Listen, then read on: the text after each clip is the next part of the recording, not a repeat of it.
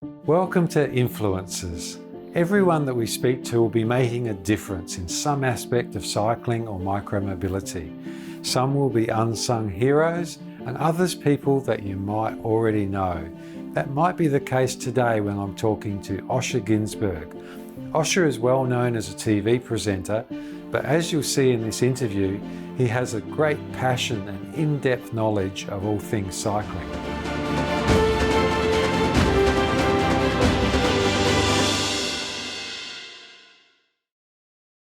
Well, thanks, Osher, for being our first ever guest. I'm great. I'm grateful. I like what you've done with the place. It's nice. You know, I'd expect that you would have quite the collection of bicycles, and this has not disappointed me.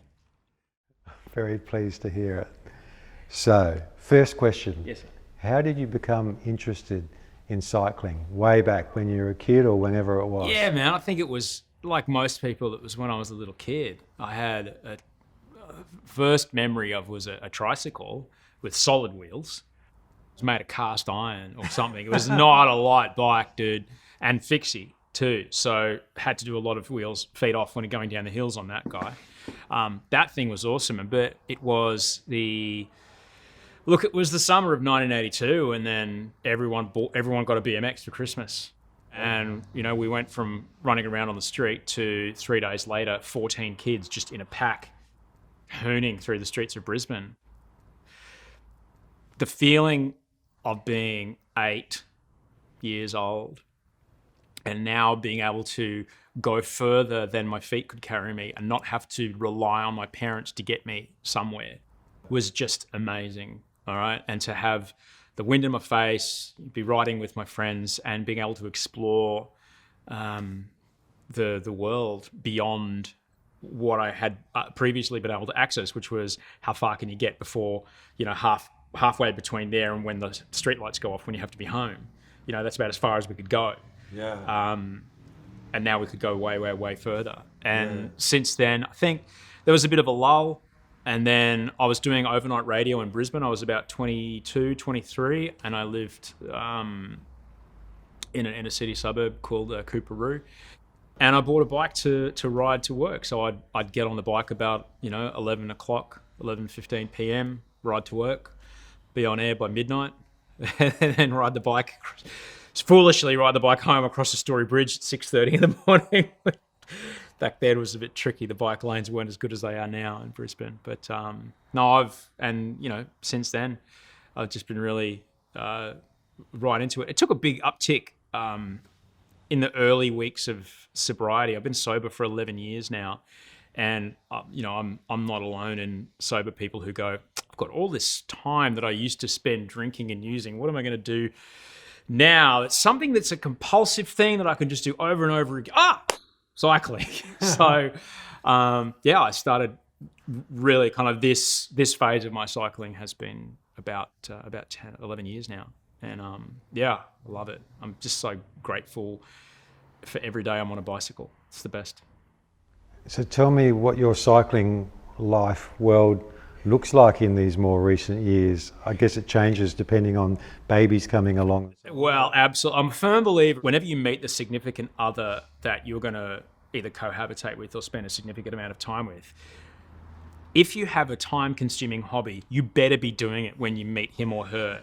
You cannot 2 or 3 years in and go, oh, by the way, hun, I'm just going to chuff off and play 18 holes of golf every Sunday and leave you at home. You better be doing that when you meet. Like, you better be a surfer. Like, if you're just going to go down the coast and go surfing or whatever, like, those things have to be in existence when you meet this person. So when I met Audrey, I was already like, we're in Sydney right now, and there's a great ride around West Head, which is, you could probably do a metric ton from the eastern beaches where I was living to there and back if you go the right way, which is beautiful. You go up to and look over at Barrenjoey Headland where they make home and away and come back. And she knew that I did that I would just disappear for 4 or 5 hours at a time riding bicycles. And so that sort of stuff now, like I was doing that when I first came back to Australia to do Bachelor. And when I was back in Los Angeles, I was riding up to Panga Canyon every day, and it was great. A couple of 100 kilometers a week.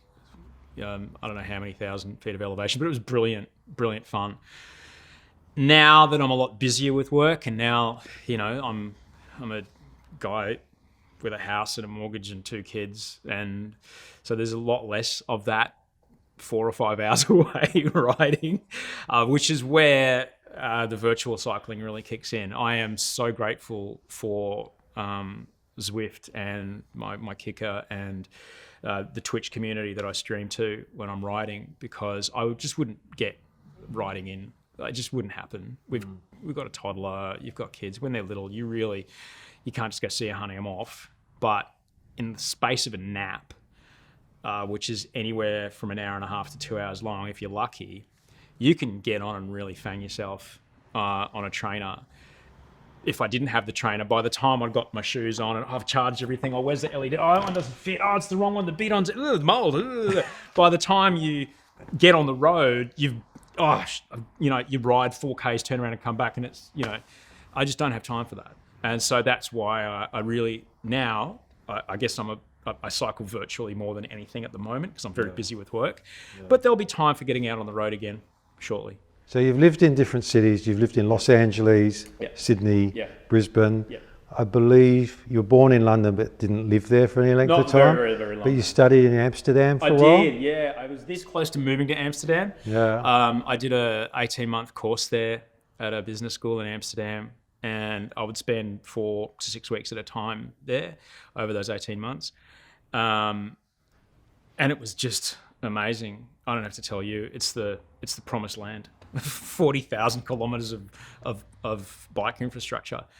And what a lot of people don't realize is that it wasn't always that way. It's only been that way since the 70s.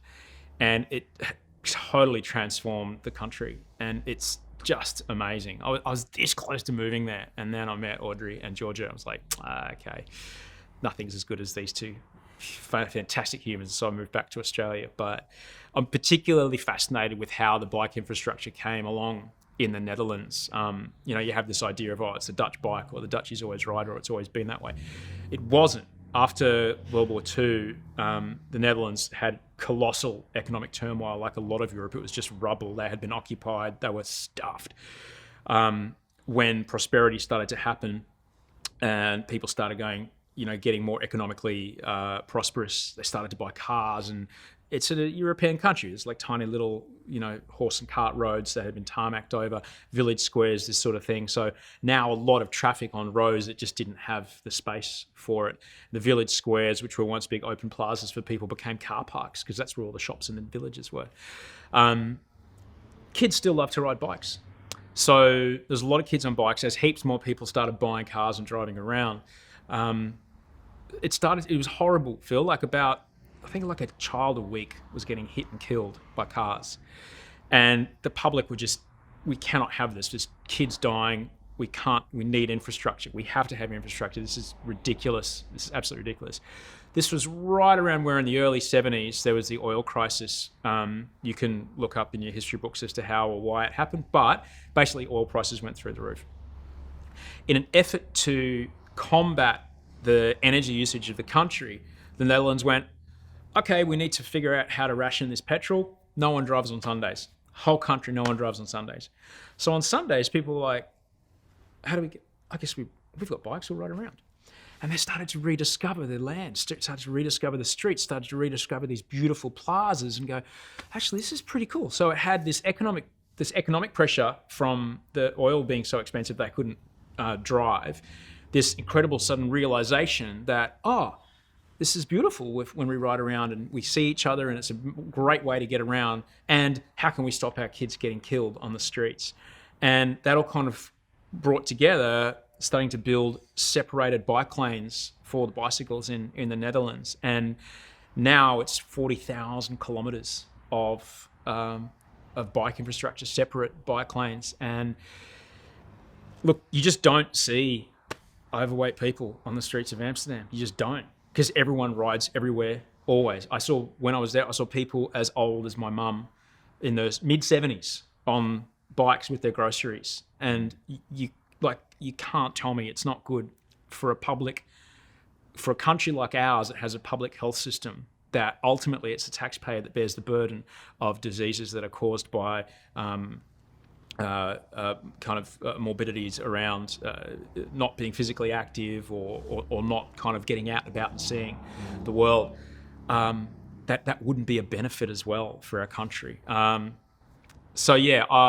There's not every country has those three big factors that the Netherlands had. They got very lucky there, but it doesn't have to be all of Australia. But it would be amazing to see it here, man. This is a question I often ask myself about Netherlands, early 1970s. They made that decision. Yeah. Virtually, you could perhaps argue Germany, Denmark, certain other countries to maybe slightly lesser extent also made that decision. Yeah. But certainly not Australia, not the United States, not Canada, not the UK. No. Why not? What does Australia need to spark that sort of thinking? I don't know. I think it was the magical political will of, doesn't matter what side of economics you come down on, children dying in accidents between a bike and a car is a bad thing. And so there was the political will to just get it over the line in that situation. But look, when you look forward from where we are today, I firmly believe that the lifestyle outcomes, the economic outcomes of our cities could be so vastly improved by separate cycling infrastructure. Look, I get, as someone who drives a car, rides a bicycle and rides a motorbike, I get why sometimes people don't want cyclists on the street. I get that. I get 1,000% why some people just don't want to ride to work because they just don't feel safe with cars. I 100% get that. And it's really, really important to make people feel safe. And separate cycling infrastructure, and I'm not saying it's everywhere, but it doesn't look like it's that hard to make happen. And the economic benefits, the health benefits, the lifestyle-related disease benefits are just so vast for the community at large. And as we look forward, Phil, as we look forward to how do we, what are simple ways that we as a community can bring our carbon imprint down in Australia, that for me is just a no-brainer. It's just a no-brainer. So you've mentioned health a couple of times now, and I want to touch on two aspects of your own health where cycling has possibly played a role that you might be able to talk to me about. And the first one, I understand that you had a hip replacement just before Christmas. I did. So can you tell me about cycling and your rehabilitation and what part that might have played in that story? So I need both hips replaced, but I got the right one done first because it was the more painful one. It's bananas because when I used to ride, when my knee came up, my bumpy head of my femur would go on my labrum, and I could feel it every time I pedaled. It was just what my leg did. Now it's just like this super smooth kind of it's really, really weird. At first it was very strange. I had to get another bike fit because now my geometry is slightly different. My bike felt differently underneath me, so I got another bike fit, and it's amazing now. The rehab was very humbling because I'd gone from, up here as far as fitness goes and functional threshold power and things like this to, I could barely keep 55 watts for 10 minutes. That was it.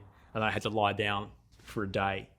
Wow. But then I think, hang on, they carved open the front of my leg, pulled my, quads out, pulled my psoas out, chopped the top of my femur off, hammered a thing in, and shoved it. Fair enough that I feel like this because these tendons and ligaments have been so traumatized by the surgery. And it's taking a lot longer than any other recovery that I've ever had, but it's going to be okay. It's just coming to terms with how long it's taking to recover. But the good news is I have no arthritis pain, none at all. I can sleep, and that's brilliant. I used to have to build a pillow fort, under my hips because I was in so much pain. I couldn't sleep without medication. And, I look at Wolf, and our eldest is 17, but our youngest, he's a year and a half. I'm like, man, I'm going to be chasing you down Thredbo on a mountain bike when I'm 60. I've got to keep moving. I better get this done now before, it's too late, before I start to then degrade, muscularly, etc., and everything else starts to mess up. So that's why I got it done now. And the bike is great right now for rehab. I'm cleared to go back out on the road. I just don't have time. But the bike's really great for rehab, yeah. So you're just on the indoor? Yeah. On the indoor trainer or yeah. the Wahoo or whatever? Yeah, just on the trainer inside, yeah. I just don't have time to go out at this point. Yeah. But, I will. So the second area that you've been very open about and written about, and even changed the name of your podcast about to Better Than Yesterday, is your mental health. Yes. Struggles, if you like. Yeah. How have you found cycling in relation to that issue, mental health? Well, I think the big misconception, Phil, is that mental health is somehow different from physical health. We're sitting in this place full of incredible bicycles, right? But if you don't keep up your level of fitness, you won't be able to get the most out of these bicycles. And that requires you getting on, training, pushing into a degree of discomfort, your body adapting to that degree of discomfort, and maintaining that should you wish to, keep riding at optimum speed. And your body feels great because of it, and you can think clearer, and, your bowels move well, whatever, you feel good, okay? So mental health is no different. Mental health is it's the same as physical health. It's just health, okay? You don't accidentally have, a great functional threshold power. You have to work quite hard to get it and maintain it, because we all know, we've all come off holidays and we have forgot to reset the thingo, and then we get on the bike and we're just, oh my God, this hill's steeper since I went on holidays. No, it's just because your body's detrained. Similarly, if you don't take care of your mental health, you'll start to slide. And that's just the fact. So taking care of your mental health or keeping a maintenance program for your mental health is just as important as keeping a maintenance program for your physical health. You don't accidentally get physically fit, and you don't accidentally stay physically fit. You don't also accidentally have good mental health. You have to work at it. But it is worth it. What you get out of the work brings you an outcome that you would otherwise never have. And in my experience, that's what's worked for me. And so you have to work at your mental health. Yes. And so cycling is a small part of that, a key part, just one of many parts? Exercise is a part of it. Right. Okay, we are human beings that manufacture certain hormones that only get released when we exercise to a certain point of intensity. Dopamine, norepinephrine, serotonin, endorphins, these things get released when we cycle or weightlift or work out to a certain intensity. These are essentially the chain lube for the gears in our brain. They allow us to shift mood states a lot easier through the day, all right? If we don't use our body to this intensity, those things don't get released as well, and we find it a lot harder to shift from mood states. Now, what do I talk about? I'm like if you're pissed off with someone who cut you off on the way to work, 15 minutes later, you could probably walk into work into your first meeting of the day still pissed off, and that could blow the deal. Whereas if you are keeping a good mental health regime, you'll be able to recognize, I'm pissed off, and you'll be able to emotionally regulate far better. Like, it's fine to get pissed off. I'm not saying don't get pissed off, but you'll be able to emotionally regulate far easier if your body is flooded with these hormones that allow you to shift mood states. So when you walk into your first meetings, you're free of it, and then deal gets done. Everyone walks away happy. Let's talk about a couple of things you've been doing lately. Yeah. So last year you joined We Ride Australia, the peak Australian advocacy body, as a director. What motivated you to do that, and what would you hope to achieve or see the organisation achieve? I had previously served on a board of Sane Australia, which is, they work very hard in the mental health space. And I stepped away. They have 3-year, board terms. Yeah. And after my first term, I stepped away because we had a new baby and I wanted to dedicate the right amount of time for things. When the We Ride opportunity came up, the amount of time required to make sure that it would be worth saying yes to for them so that we get the most out of me. I talked to my wife about it and we figured that we could make it work. Why We Ride is important to me? is they tick all the boxes. They tick, for me, a focus on infrastructure and, a focus on mental health, a focus on advocacy, that it's not about racing. It's not about elite sport. It's about people using bicycles to get from here to there. Don't care what kind of bike it is. Put a motor in it. I don't care. It's not middle-aged dudes in Lycra. It's people just getting to work, people doing their groceries, people picking their kids up from school, kids riding to school, people using that as their main form of commuting, and supporting those people, therefore supporting the health of our community, not only the physical health, but also the atmospheric health, if you will. Less cars on the road, less carbon in the atmosphere, better for everybody. Well done for that. Here to help, mate. And another thing, obviously close to my heart, is World Bicycle Relief. And you've become an ambassador in Australia, essentially, for World Bicycle Relief. Once again, what was your motivation for that? I remember when World Bicycle Relief started, I remember just being so transfixed by the story. For me, it's a piece of metal with some rubber. If I'm, fancy, maybe have some carbon fibre involved. But none of my bikes, I don't think, or maybe one of them. For another person, it is literally life-changing. It is literally the difference between going to school, getting an education, or being married at the age of 12. And that can change the outcome of someone's life completely. My eldest, she did an exchange trip to Cambodia a couple of years back, and they raised some money before they went, and they gave a kid at this school, they gave her a bicycle. And, from what I remember about when World Bicycle Relief launched, I remember that basically the same story was so completely true for this kid in Cambodia, in that she lived so far away from the school, she could only go a few days a week, because that was the days where our truck was coming this way. Had she not had this bicycle, her outcomes would have been pretty limited. Yet just this, 20 kilo piece of metal and rubber can change this person's life. And that is amazing. I love the design of the bike. I love that it's not in Australia, but they told me that it can carry about 5 people, Bali style, if you want, which is great. It's the Kia Carnival, but you pedal it. It's brilliant, absolutely brilliant. And that can change someone's life. It's the difference between getting by economically or getting ahead economically, and therefore trying to improve the outcomes for your kids from where you are. We may, we're sitting at, these things are just fun things for us, all right? We're looking at these bicycles around us. Some of them are so expensive. I don't know how people stay married after they buy them, I swear. But when I look at the work that World Bicycle Relief does, when I see how transformational that buffalo bike can be for people, I just really, really, really wanted to support it, because it's so what I'm all about. There's ways that you can go,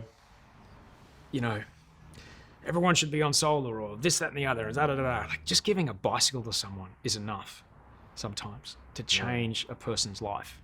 Yeah. And just being present to that, I think is a really powerful thing. And I'm actually, because of my hip replacement, I wasn't able to raise money by doing massive charity rides or anything like that. So it's, in a wild way, I'm raising money for World Bicycle Relief by singing people's songs on Instagram. And so there's an app called Cameo, and if people want me to sing them a happy birthday, or I've hired people. I've said, congratulations, you've got the job, and I've sung them a little song, and they've emailed that to someone, and that's the way they let them know. And all that money goes to World Bicycle Relief. I've raised a couple of grand, just playing silly songs in my little office. And it's great. What a brilliant idea. Yeah, it's fun. Yeah, excellent. There's 2 final questions I want to ask you, or 2 final areas. It's your show, mate. Do whatever you want. See where they travel. But firstly, just looking more broadly at Australia, and then I want to focus in finally as you as a father and a family man and so on. So more broadly, in Australia, of all the things we could do to grow cycling, and we're talking active travel, micromobility here, not just the narrow definition of cycling, be it scooters or whatever. So of all the things we could do to grow that now, 2020, 2021 in Australia, what do you think is the most important 1 or 2 things that we could or should be doing? I think first and foremost, distinctive focus on separate bicycle infrastructure in key inner city areas and key linking routes between, high transit parts of cities. Not a painted white line, like a curb, okay? You start making people feel more safe riding to work. You're going to have to stop spending billions of dollars tunneling under the city, building 4-lane. I was in one of those tunnels today on the motorbikes. Oh, mate, how much did this thing cost? This squillions. The toll's $8. Like, how long is this going to last? How long until there's not enough space in it for the cars that come? When, if you build enough cycling infrastructure and support that with public transport that can have a bike sitting on it, like separate cars. I've seen in some parts of Europe there are separate cars for bikes, little bike rack in the train. You'll save money on roads. You will. I think there's some really simple things economically that wouldn't take anything to do. Like if you, and we have the capability to do it right now, if you have like a verified source, say for example, a GPS on your phone or a bike computer, if you can prove that you, during commuting times, rode a certain number of kilometers per year, there's a discount on your rego. Like that, you're giving people an economic incentive, all right? Perhaps that could come off the cost of a new bike. Like if you want to save money on building road infrastructure, build bicycle infrastructure. It's that easy. When you look at the lengths of people's actual commutes that they actually drive in cars, it's really not that long. It's less than an hour on a bike, and sometimes in traffic, it's quicker on a bicycle. Yet people just don't feel safe on a bike. And that's completely fair enough. I'm terrified of white utes with P plates. Terrified of the big white van. Terrified. Why would they look for me? They don't. I'm on a motorbike and they still don't see me. And that's fine. But I am prepared to take that risk, though I know that I'm in a tiny minority. There are so many people that if they had that safe option, they would 100% do it, because you can pick up an e-bike for like really like less than the cost, a third of the cost of a car. You never have to pay car insurance, never have to pay rego on it. Arrive to work without being sweaty, which is a big worry for people. Don't have to worry if your work's got crappy end of ride facilities, though I would love to see an economic incentive for that. Yeah. But with the rise of e-bikes, and like that is huge. There's a hockey stick right there. Giving those people on those e-bikes the opportunity to feel like they can get to work safely, it would, like, how many cars would you take off the road? How much pressure would you take off the public transport system? It's a no-brainer. For people who are in power that claim to be economic rationalists, the numbers are just so starkly there. Like, the solution is there, and the people are willing if they feel safe. And, you're going to take a lot of traffic off the road if you build. You're not going to be building 40,000 k's of it like they have in the Netherlands. You don't need that much, but it's enough to make those people feel. And there'll be a tipping point.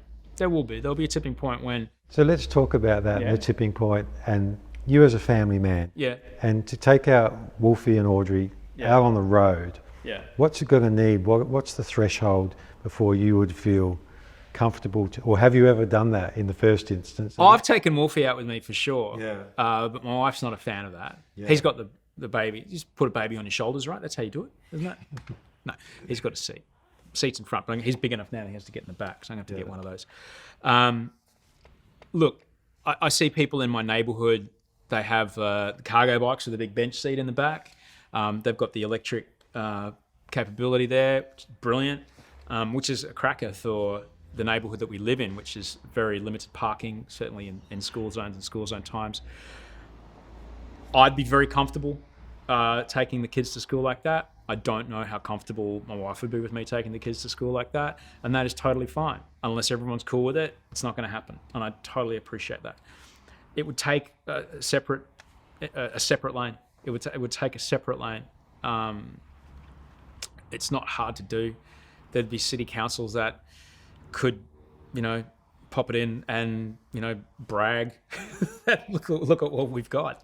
Come and live here. We're a recycling friendly community.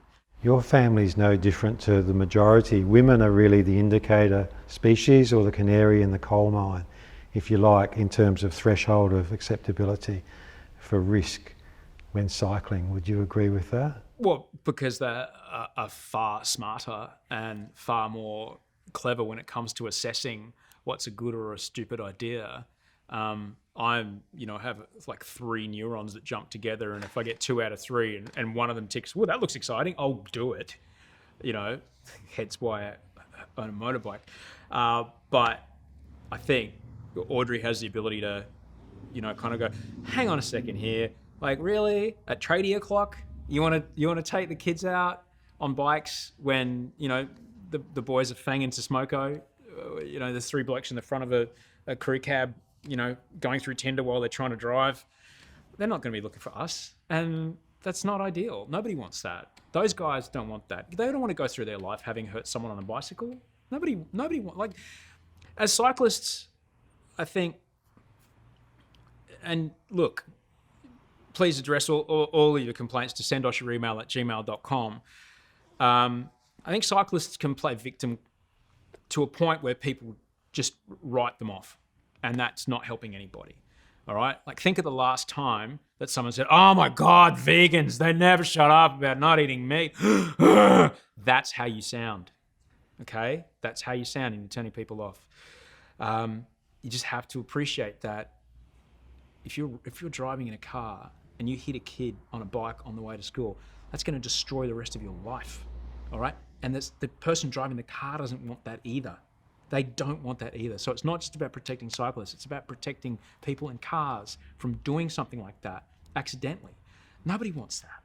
So how do we protect everybody involved in the situation? I understand that riding a bike isn't for everyone, but there are so many people, the research has shown there's so many people that would be willing to do it if they felt safe. And I can't see an easier, more like easily implementable, vastly, profoundly changing solution to our transportation needs in the cities of our country of Australia than just popping that extra cycle lane in. It will take political will, but once people feel safe, it'll change. Like, there was a point when I've been in television a really long time. I've been in television since it was in 4:3. You're watching this in 16:9, okay? So it's out here, all right? But I've been in since it was like kind of square. So there was a point when we shifted from, from analog to digital, okay? And everyone's like, oh, digital TV, amazing, amazing. And then there was a confluence of when mobile phone screens got bigger at the same time as data caps went up. And now it was viable to watch entire TV shows on your phone. What happened to the ratings that my industry relies on? Why would I walk to the living room when I can lie in bed watching the same show? But so similarly, there's going to be a point when the technology of these e-bikes drops, the price drops so far that they are quite easily accessible to people who are going, well, how much is the train costing me every year? How much does a car cost me every year? This thing's only a couple grand. I'll have paid for it by June. And then it's free, because that's what I would have been paying on train tickets or bus tickets or whatever, or rego or petrol. Okay, great. And then there's suddenly going to be all these bikes on the road. And I would like to see this infrastructure in place before that's going to happen, because it will happen. It will happen. People are looking for a cheaper, easier way to get to work. And e-bikes, man, it's going to change everything, completely change everything. So you're already starting to paint a picture of the future, and that's my final question for you, Osher. Think of when Wolfie's teenager, or project further into the future. What sort of physical and cultural landscape, if you like, would you like to see around cycling and active transportation in 10, 20 years' time? What's your vision for the future? Around cycling and active transportation, I guess I would like to see, it'll be from one summer to the next. It'll be like, I can't believe we used to think that way about riding. And then suddenly it will just be everywhere, because even your mum can get on an e-bike and feel safe and realize that she can ride, 15 Ks to go see her friend and park right in front of wherever she wants to go. You know, that's the other thing. You never pay for parking. It's amazing. And then ride home, and you'll feel okay about your, septuagenarian grandparent getting on a bicycle and being fine with it because there's an electric motor that's pushing them along. I would like to see Wolf live in a world where at the same time as the electric vehicle revolution comes to our streets, there's a large amount of, if not autonomous, semi-autonomous rider identification. There's already quite a fair bit of that. There's some really interesting LiDAR technology that's coming on. But I dare say that it won't be long before the Internet of Things technology is now like the bicycles are pinging all the other vehicles around them in the same way that the vehicles talk to each other, that, the bike will be like on this network and the bike is registered. And so even though it's around a corner, which is already, the technology is already there for vehicles, but I dare say that will be something that will be, and it'll just be a part of it. It'll be a part of the overall system. We are, never before in history has an economic externality been so intensely visible as the carbon in the atmosphere. It's terrifying. It's absolutely terrifying. Last week, the observatory, the really tall one, high observatory in Hawaii, registered 420 parts per million of carbon in the atmosphere, carbon dioxide. Pre-industrial revolution was 280. We're at 420, all right? 100 parts per million of carbon dioxide is the difference between us being in an ice age and not being in an ice age. So just to give you an idea of how much danger we're in, that's how much carbon's in the atmosphere. This is the locked-in changes that we are going to see take effect. So within 20, 30 years, decarbonisation of the atmosphere is going to be the only thing we talk about. It will be a no-brainer for people to ride bicycles because it's such a much smaller amount of energy it takes to create the bicycle, a much smaller amount of energy if you're using an e-bike, maybe a little bit more, but to ride it, you're using calories. Like energy-wise, for us getting around, it is the future of transportation. Bicycles are the future of transportation. Well, Osher, I think people that know you from your mainstream TV would be deeply impressed by the incredible depth of knowledge that you've exhibited. I've probably blown them away because I'm not whispering. Well, I really appreciate you coming on the. No worries, man. I'm grateful. And that's the other thing. Don't forget how much fun it was when you were a kid to feel the wind in your face when you're riding a bike. It still feels that good. And I'm nearly 50 and I've got a false hip. It still feels that good. It's amazing. Go and do it. And you really don't ever forget. They're right. You don't forget. No worries, man. Thanks very much. Thanks for having me, Phil. My pleasure. I better get out of here before I blow anything.